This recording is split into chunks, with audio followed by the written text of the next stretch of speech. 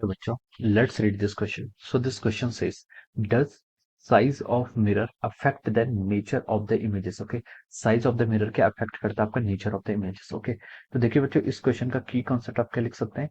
The key concept of this question. इस question में हमें क्या बताना है? साइज ऑफ द मिरर आपका नेचर ऑफ द इमेज पर कोई इफेक्ट करता है नहीं. ओके, तो हम लिख सकते हैं इस क्वेश्चन का की कॉन्सेप्ट क्या?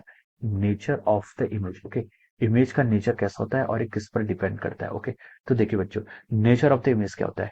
तो देखिए बच्चों, आपकी इमेजेस कोई भी बनती है, आपकी जो इमेजेस बनती है वो किस किस पैरामीटर्स पर डिपेंड करती है. ओके, तो हम बोल सकते हैं कि जो आपकी इमेज बनती है, इमेज आपकी किस किस पैरामीटर पर डिपेंड करती है. आपकी एक तो ऑब्जेक्ट डिस्टेंस पर डिपेंड करती है. ओके, कि आपका ऑब्जेक्ट डिस्टेंस कितना है. ओके, दूसरा क्या क्या होती है आपकी?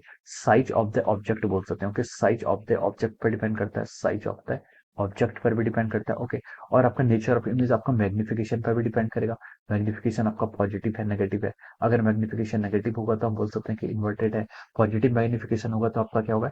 इरेक्ट इमेज होगी. ओके, तो ये सारे पैरामीटर्स पर क्या करता है? आपका नेचर ऑफ द इमेज क्या करता है? डिपेंड करता है. ओके, ये हमें कैसे पता चला? ओके, हम देखिए यहाँ पर मिरर की बात कर रहे हैं, तो हम यहाँ पर क्या कर सकते हैं? 1/v plus 1/u is equal to 1/f. Okay, इस फॉर्मूला का यूज कर सकते हैं. ओके, और ये आपका focal length of the focal length या फिर रेडियस ऑफ कर्वेचर पर भी क्या करता है? डिपेंड करता है. Okay, nature of image. Okay, तो देखिए ये आपकी प्रॉपर्टीज है जो आपकी नेचर ऑफ द इमेज, यानी कि आपकी जो यहाँ पर क्या 1/v है, ये आपका u पर डिपेंड करता है, m पर डिपेंड करता है. मैग्निफिकेशन क्या होता है आपका?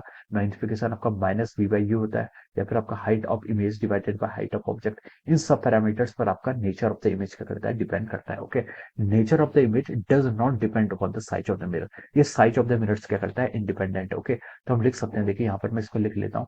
नेचर ऑफ इमेज क्या लिख सकते हैं? Nature of image does not depend upon does not nature of image does not depend upon the size of mirror. Okay, size of mirror से यह क्या रहता है आपका?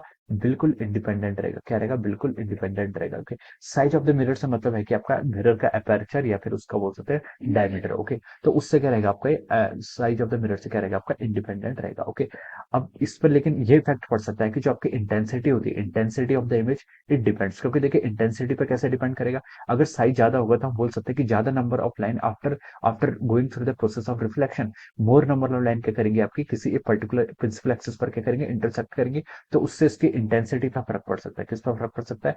Intensity depend. ओके, इंटेंसिटी किस पर डिपेंड करती है आपकी?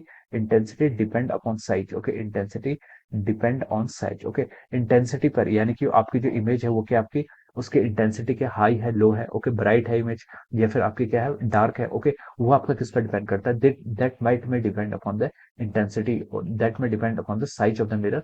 बट आपका जो नेचर होगा, जो आपकी इमेज बनेगी, इमेज का जो नेचर होता है, नेचर क्या होता है इमेज का? इमेज का नेचर का मतलब है कि इमेज आपकी क्या वर्चुअल है, इरेक्ट है, रियल है, इन्वर्टेड है.